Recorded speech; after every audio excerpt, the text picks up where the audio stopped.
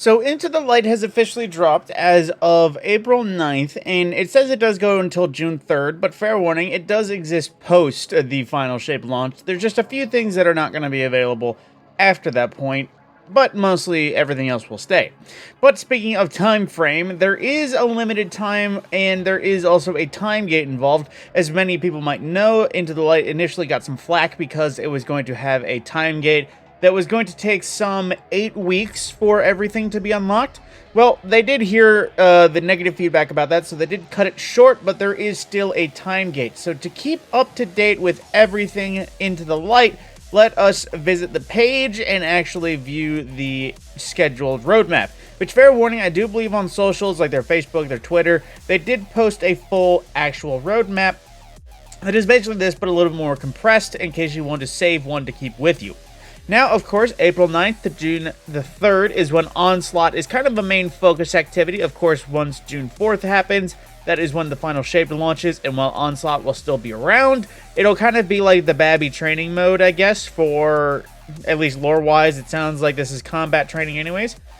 And then we get to the Brave Arsenal. Of course, that is a lot of fan-favorite weapons that are returned to Destiny with limited edition ornaments. That is, while all the weapons will be available at a future time, the limited edition ornaments will only be available until the Final Shape. So, with that being said, we can see right here the time frame that is going to be active. So, on launch, we have access to Elsie's Rifle, the Falling Guillotine, Edge Transit, the Recluse, Hung Jury, and Succession. All of those are currently available as of launch to be earned with special variety and farmed for with attunement. Now, next week, the Mountaintop and Midnight Coup will release on the 16th with the same thing, quest and attunement available. And the following week after that, on the 23rd, will then be the Hammerhead and Forbearance. And the week after that, the 4th week of active Into the Light, a full month afterwards, will be Blast Furnace and Luna's Howl.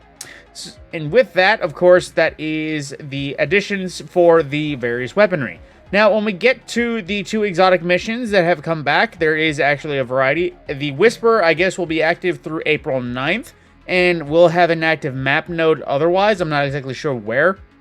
But on May the 14th, 0 Hour will come back, and even though there isn't a limited amount of time, they don't exactly have any sort of indicators whether or not they will just add another node or if they're going to swap them out. They haven't really said anything regarding that. Now, May 7th is when the PvP map pack will release, so, you know, there's that. There's those 3 comp maps will be released. And then something they haven't exactly talked about for, from from April 30th to pretty much the Final Shape, the Pantheon Raid Boss Challenge will be a thing. Again, they haven't told us anything except for the fact that it's going to be escalating Raid Boss challenges. And from that point, that will be the launch of the Final Shape, which will pretty much be the end of Into the Light. Now, I say end, like I said before, though, Onslaught will stay around, the Brave Arsenal will be here, just not the special version of the Brave Arsenal.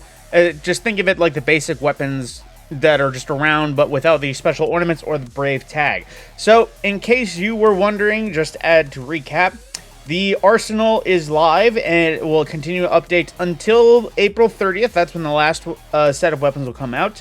The Whisper is currently active. 0 Hour will be active on May the 14th, and Pantheon will be available on April 30th, and possibly until the Final Shape. And of course, we get the PvP map pack on May the 7th if you want that.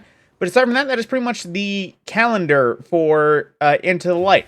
So, and also, in case you didn't know, the missions that I just mentioned were the Whisper for the Whisper of the Worm and the 0 Hour mission for Outbreak Perfected in their new version. And once again, here is Pantheon, which is what they say.